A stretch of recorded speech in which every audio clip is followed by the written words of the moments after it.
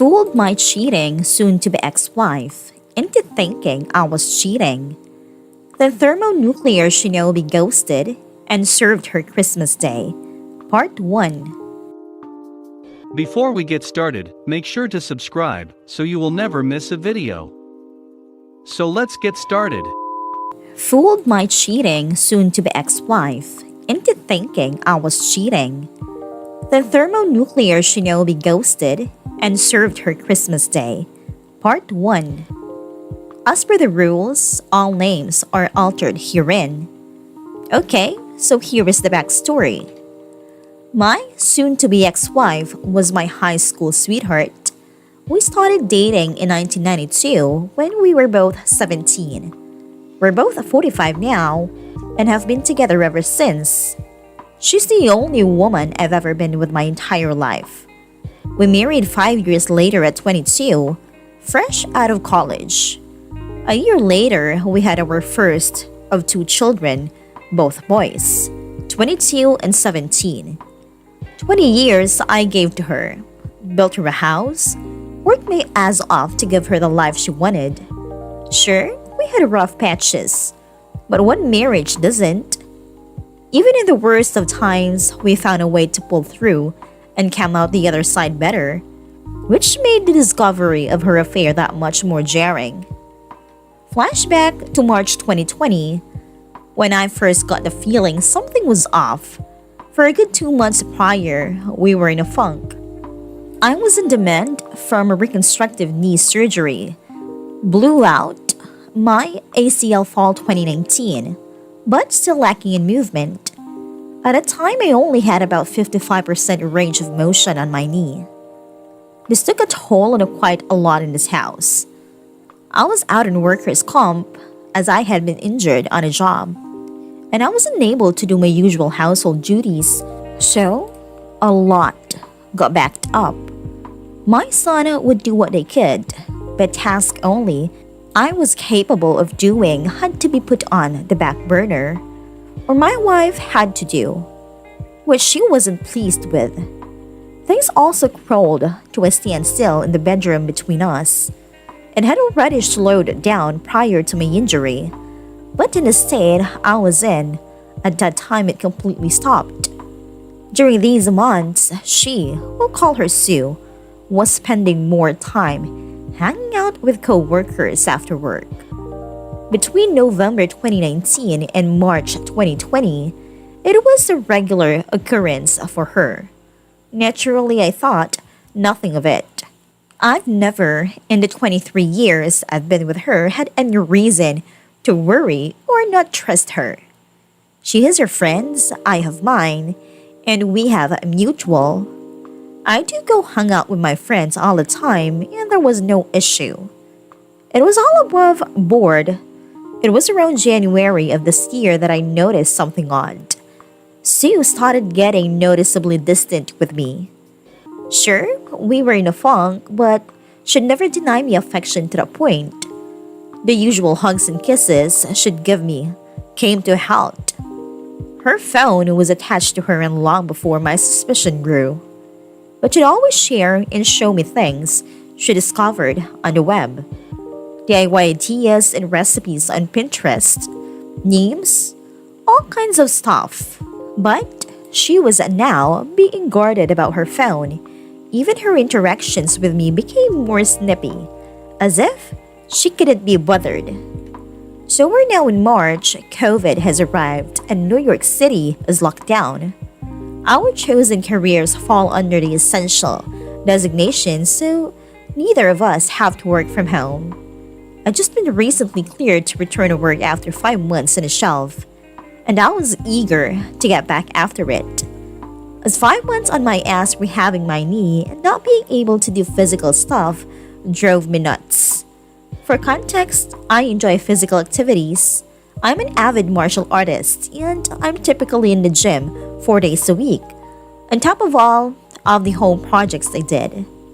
Within a week or two of lockdown, my soon-to-be ex-wife alerts me that she's going to have to start putting in extra hours. Again, I think nothing of this because of her field. Of course, I was under the assumption it'd be every other day. But no, it was every day. And not just an hour or two.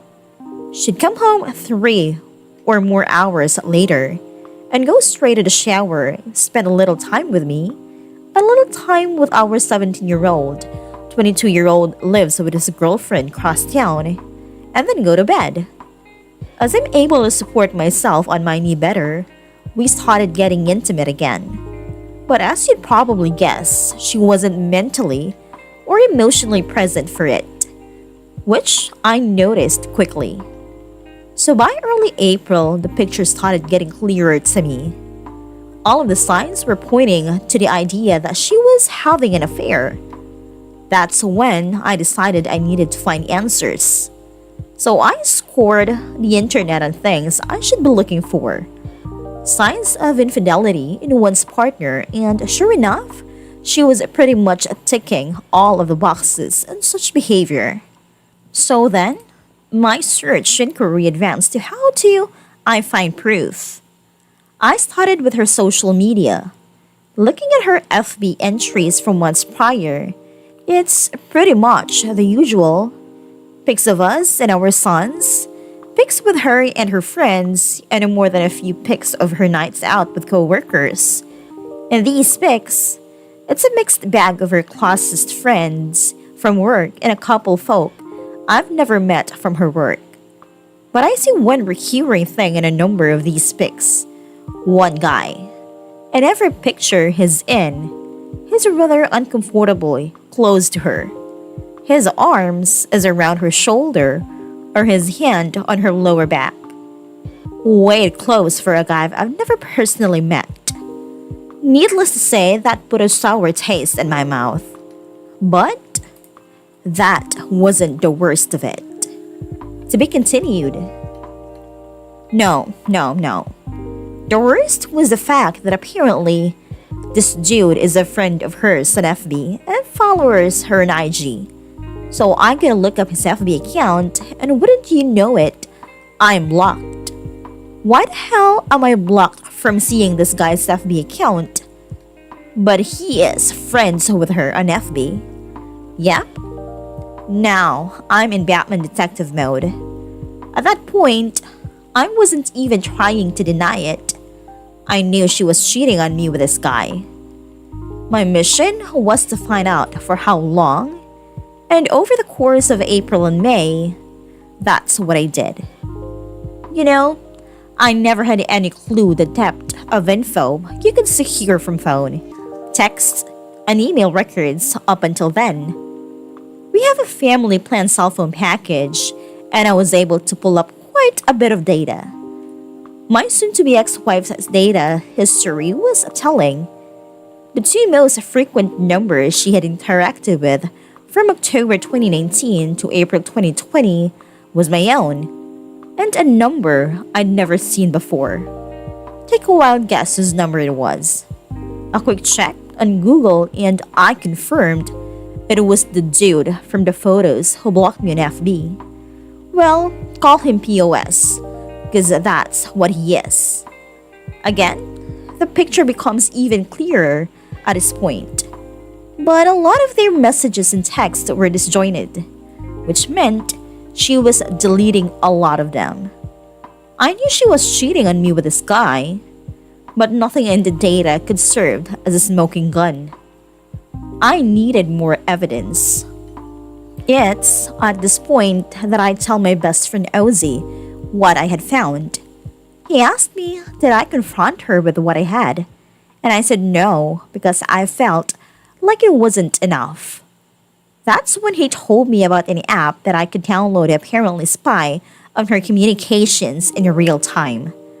I won't say the name as I don't know the rules and that here. I got it installed, synced up my data plan, and waited. Within days of doing so, I finally saw it. A text string between the two of them talking about how much fun they had a previous night and making plans to do it again that weekend. Boom. Got punched. To say it was completely devastating was an understatement. I guess that moment counts as my D-Day.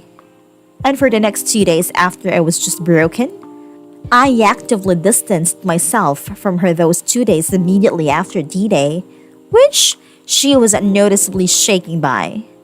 She tried to console me and ask me what was wrong, but I'd brushed it off and leave her presence.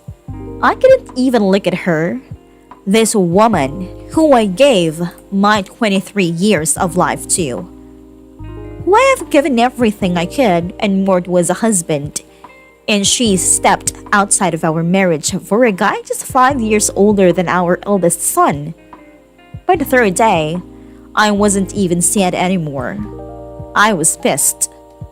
I contacted Ozzy to let him know my suspicion was confirmed, and he asked me, had I confronted her yet? My answer was no, and I told him I wanted a payback. I didn't want to just divorce her. I wanted to destroy her. I wanted to leave her life in shambles and fucking ruin her. It was going to take time to do so, and I devised a plan. In my readings and research on infidelity, I had saw a quote that resonated with me that went, "The enemy of infidelity is unpredictability," or something to that ilk. That was going to be the basis of my plan. I was going to make her life hell on wheels, while also secretly planning my exit strategy.